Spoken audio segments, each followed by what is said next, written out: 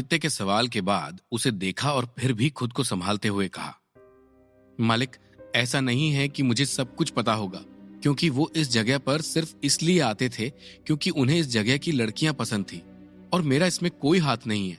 हाँ, पर मैंने लड़कियों की जुबान से सुना है कि गोवर्धन और ईसुरी के बीच जो भी लड़ाई थी वो देवकली विद्यालय की परीक्षा से ही शुरू हुई थी। नचिकेता हर बात में खुद को और इस वैश्यालय को बचाने की कोशिश कर रही थी। उसे अभी तक पता नहीं चला था कि आदित्य किसकी तरफ से आया था और इसलिए उसने जानबूझकर देवकली का नाम लिया। और उसके अलावा गोवर्धन ने खुद भी कभी किसी से देवकली विद्यालय की बात नहीं की थी, क्योंकि उस बारे में बात करने से उसकी बेइज्जती होती। ये सब नचिकेता कहीं ना कहीं जानती थी। उसने देवकली का नाम लिया और तभी आदित्य ने उससे कहा, चलो गोवर्धन का तो ठीक है, पर ये ईसुरी तुम्हारे वैश्यालय में क्यों आता था?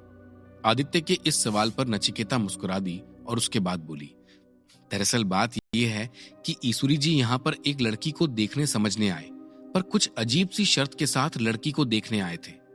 वो शायद इस तरह की जगह पर ज्यादा आते जाते नहीं है, इसलिए इस जगह के नियम भी उन्हें नहीं पता थे। नचिकेता आगे भी ईसुरी के बारे में बताने वाली थी, पर आदित्य ने उसे रोकते हुए कहा, हाँ ठीक है, इससे ज्यादा मुझे नहीं जानना। आदित्य को ईसुरी और गोवर्धन के बीच की लड़ाई को जानना था, पर ईसुरी किस लड़की से क्या करता है और किस लड़की को लेकर उसकी क्या शर्तें हैं, ये सब आदित्य नहीं जानना चाहता था। आदित्य अब सबसे जरूरी बात को जान गया था कि ईसुरी और गोवर्धन की लड़ाई कहां से शुरू हुई थी। इसलिए वो तुरंत देवकली विद्यालय पहुंच गया और सब लोगों से पूछताछ करने लगा। इस सब में उसकी मदद उसके सेवक भी अच्छे से कर रहे थे। सारी जानकारी इकट्ठा करने के बाद एक सेवक ने आदित्य के पास आकर कहा, मालिक, उसने सिर्फ एक छोटी सी लड़ाई की वजह से इतने सारे लोगों की जान ले ली। मुझे लगता है कि ईसुरी बहुत ही ज्यादा घमंडी और अपने आप को सब कुछ मानने वाला इंसान है। अगर वो अपनी शक्ति को इतना ज्यादा नहीं समझता तो आज कोई इस तरह की बात ही नहीं हो रही होती। सेवक ईसुरी को लेकर अपने मन में कई बातें बना चुके थे, क्योंकि पहले तो ईसुरी ने उन्हें घर से बुरी तरह से बाहर निकाल दिया था और उसके बाद उसने आदित्य से बहुत बदतमीजी से भी बात की थी। आदित्य अपने सेवकों की बात बहुत देर तक सुनता रहा और उसके बाद बोला, मैं समझता हूं कि उसने जो भी कदम उठाया वो बहुत ही गलत और अजीब था, पर इसमें अधीरा परिवार के लोगों की भी गलती थी और इस वजह से ईसुरी ने उसे मारा था। मुझे लगता है कि मुझे एक बार उससे बात करके देखना चाहिए कि किस तरह से हम इस मामले को ठीक कर सकते हैं। आदित्य की ये बात सुनते ही दूसरे सेवक ने तपाक से कहा, नहीं मालिक, आप खुद उनसे मिलने के लिए मत जाइए। हम ऐसा करते हैं कि बाहर आपसे मिलने के लिए उन्हें बुलाते हैं। कोई जगह पर हम रुक जाएंगे और चिट्ठी भेजकर उन्हें आपसे मिलने के लिए बुला लेंगे। दोनों सेवकों को यही चिंता थी कि कहीं फिर से ईसुरी के घर गए तो फिर से उन्हें धक्के देकर या मार पीट कर घर से बाहर निकाल देगा, और ऐसा वो दोनों नहीं चाहते थे। अपनी बेइज्जती तो वो सह भी लेते, पर अपने मालिक की हुई बेइज्जती उनसे बर्दाश्त नहीं हो रही थी। सेवकों की बात समझकर आदित्य ने उनसे कहा, ठीक है, अगर ऐसा है तो तुम दोनों में से कोई एक चले जाओ और उससे संदेश दे दो कि मैं बाहर उससे मिलना चाहता हूं। आदित्य के ऐसा कहते ही एक सेवक ने कहा, ठीक है, फिर मैं ईसुरी जी के घर जाकर उन्हें संदेश दे दूंगा। सेवक के हाँ बोलते ही आदित्य ने उससे आगे कहा, तुम ईसुरी जी को कहना कि वो अमृत भोजनालय आए, वहीं पर मैं उनसे मिलने के लिए रहूंगा।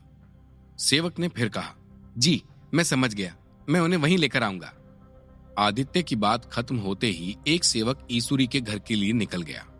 ईसुरी के घर के बाहर पहुंचते ही उसने कुछ देर तक उसके मुख्य द्वार को देखा और उसके बाद उसने दरवाजे को खटखटाया। उस सेवक को समझ नहीं आ रहा था कि आदित्य आखिर क्यों ईसुरी की इतनी ज्यादा चिंता कर रहा था और क्यों उससे मिलना चाह रहा था। आखिर ईसुरी उसके लिए सिर्फ एक नाजायज भाई ही तो था। जब सेवक ऐसा सोच रहा था तभी रामदयाल ने घर का दरवाजा खोला और कहा, जी बताइए, मैं आपकी क्या मदद कर सकता हूं? रामदयाल के सवाल खत्म होते ही सेवक ने कहा, मेरे बड़े मालिक ने ईसुरी जी को अमृत भोजनालय पर बातचीत के लिए बुलाया है। सेवक की बात सुनकर रामदयाल को कुछ समझ नहीं आया, क्योंकि इसके पहले की घटना उसे पता ही नहीं थी। उसने सवालिया नजर से कहा, आपके बड़े मालिक कौन हैं? सेवक को बहुत अजीब लगा कि दयाल उसके बड़े मालिक को नहीं जानता था। उसने बहुत दुखी आवाज में कहा, जी मेरे मालिक का नाम है आदित्य। सेवक ने जैसे ही नाम बताया वैसे ही रामदयाल ने कहा, किस समय उन्होंने ईसुरी जी को मिलने के लिए बुलाया है? सेवक ने तुरंत कहा, जी 8 बजे आज रात में ही। रामदयाल को सारी जानकारी देने के बाद सेवक वहां से चला गया। रामदयाल ने तुरंत उसके संदेश को ईसुरी के पास पहुंचा दिया और उसके आदेश का इंतजार करने लगा। रामदयाल इतने सालों से ईसुरी के घर में रह रहा था कि उसने कई बार ईसुरी और नैरोगढ़ के मंत्री से उसके रिश्ते के बारे में सुन लिया था, इसलिए आज ये सब सुनना उसके लिए कोई नई बात नहीं थी। काफी देर के बाद ईसुरी ने रामदयाल को बुलाकर कहा, मैं जाकर उससे मिलना चाहता हूं और मैं सुनना चाहता हूं कि आखिर वो मुझसे क्या बात करना चाहता है। ईसुरी की बात खत्म होते ही रामदयाल ने कहा, मैं भी आपके साथ चलूंगा। रामदयाल के ऐसा कहने को ईसुरी की नजर की मंजूरी मिल गई और वो दोनों आदित्य से मिलने के लिए निकल पड़े। अगर ईसुरी के घर में रमाकांत की परछाई चंदन नहीं आता तो शायद ईसुरी को उस आदित्य की कोई फिक्र नहीं होती, पर जब से वो चंदन से मिला था तब से वो आदित्य और रमाकांत के यहाँ से आए हर आदमी से मिल सकता था। ईसुरी के माँ बाप ने उसे कभी नहीं बताया था कि उसके और भी भाई बहन हैं, और अपनी ताकत के हिसाब से ईसुरी ने आदित्य और अपने खून की जांच की थी। उसमें दोनों का खून नहीं मिला, तभी ईसुरी ने आदित्य के साथ इतना बुरा व्यवहार किया था। अब जब ईसुरी रमाकांत के मन की बात को जान गया है, तब वो आदित्य के साथ ऐसा व्यवहार नहीं कर सकता था। ये सब सोचते हुए ईसुरी और रामदयाल आदित्य से मिलने जा रहे थे, और इधर अधीरा परिवार और पटवर्धन के भेजे हुए आदमी ईसुरी के घर के आसपास ही मंडरा रहे थे। जैसे ही अधीरा के भेजे हुए आदमी ने चंदन को ईसुरी के घर के बाहर देखा तो वो सब बुरी तरह से घबरा गए और किसी को मारने के बजाय वापस पटवर्धन के महल लौट गए। ईसुरी को घर में ना पाकर उन्होंने तुरंत पटवर्धन को जानकारी देते हुए कहा, मालिक, ईसुरी आज अपने घर से बाहर चला गया है। कपिल की जुबान से ये बात सुनते ही पटवर्धन ने जोश में आकर कहा, अच्छा, आज वो कमीना इंसान घर से निकल गया है तो उसके साथ उन अनाथ पिल्लों को मार देते हैं। पटवर्धन के इस जोश को देखकर कपिल ने उसे याद दिलाते हुए कहा, मालिक, ईसुरी भले से वहां से चला गया है, पर उसके सेवक सेविका तो वहीं पर है ना। कपिल का इस तरह से बीच में बोलना पटवर्धन को अजीब लगा, पर फिर भी उसने उसे समझाते हुए कहा, जिन सेवक सेविकाओं की तुम बात कर रहे हो उनके पास कोई शक्ति नहीं है, और कई लोगों की शक्ति तो जागी तक नहीं है। जिन लोगों को मैंने ईसुरी के बच्चों को मारने के लिए तैयार किया है वो सब समुद्र की 3 गुना शक्ति वाले हैं, और वो आसानी से उन सेवकों और बच्चों को खत्म कर देते। चलो अब बिना देर किए उन अनाथ बच्चों को खत्म कर दिया जाए। सारे उन हत्यारों को संदेश पहुंचा दो कि जल्द से जल्द ईसुरी के बच्चों को खत्म कर दे।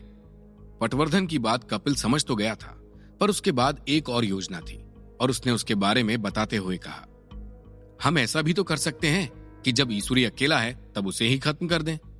कपिल का सुझाव पटवर्धन को सही लगा, पर पटवर्धन ईसुरी को मारना नहीं चाहता था, बल्कि वो चाहता था कि वो अपने बच्चों के लिए तड़पे। शायद इसीलिए उन मासूम बच्चों को मारने की तैयारी कर रहा था। कुछ देर की चुप्पी के बाद पटवर्धन ने कपिल से कहा, पहले अपने आदमी ईसुरी के घर जाकर वहां का माहौल देख लें। हो सकता है आज बच्चों को मारने का मौका ना मिले, और अगर ऐसा हुआ तो उन्हें आज खाली हाथ ही लौटना पड़ेगा। और जहां तक ईसुरी की बात है तो ईसुरी बहुत अजीब किस्म का है, उसे आसानी से नहीं मारा जा सकता।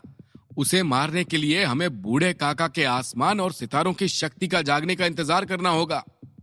पटवर्धन उसी बूढ़े आदमी की बात कर रहा था जिसे कुछ दिन पहले उसने अपनी शक्ति जगाने और बढ़ाने को कहा था। पटवर्धन की बात सुनने के बाद कपिल ने कहा, ठीक है, जैसा भी आप कहें, मैं उन्हें आपका संदेश दे देता हूं। क्या आप चाहते हैं कि मैं उन सब लोगों का पीछा भी करूं? कपिल की आखिरी बात पटवर्धन को बहुत ही बचकानी लगी और उसने कहा, अरे तुम क्यों जाओगे उनके पीछे? अगर किसी ने भी तुमको देख लिया तो वो पहचान जाएगा कि तुम अधीरा परिवार से हो, और जो भी हमला होगा उसमें तुम्हारा नाम आएगा। ये समय सही नहीं है ईसुरी के साथ सीधा मुंह दिखाकर वार करने का। उन लोगों की ताकत हमसे बहुत ज्यादा बढ़ चुकी है। जब तक हम उसके लायक तैयार नहीं हो जाते, हम उससे चेहरा दिखाकर वार नहीं करेंगे। अगर ऐसा ही करना होता तो कब का ना जाने कितने आदमी लेकर मैं ईसुरी के घर पहुंच चुका होता। पटवर्धन की ये बात सुनकर कपिल ने उससे कुछ भी नहीं कहा और उसने उन छुपे हुए हत्यारों को संदेश भेज दिया। इधर ईसुरी अपने साथ रामदयाल और चंदन दोनों को ही लेकर आदित्य से मिलने के लिए अमृत भोजनालय पहुंच रहा था। जैसे ही आदित्य ने ईसुरी को अपने सामने देखा, उसने कहा, आइए आप लोग बैठिए, ऐसे खड़े मत रहिए। आदित्य के कहते ही ईसुरी उसके सामने वाली कुर्सी पर बैठ गया। चंदन कुछ दूर ही खड़ा था। आदित्य को ईश्वरी से किस बारे में बात करनी थी? इस तरह से ईश्वरी को बाहर क्यों बुलाया था आदित्य ने? क्या ईश्वरी की गैर मौजूदगी में उसके घर में कुछ गलत होने वाला था?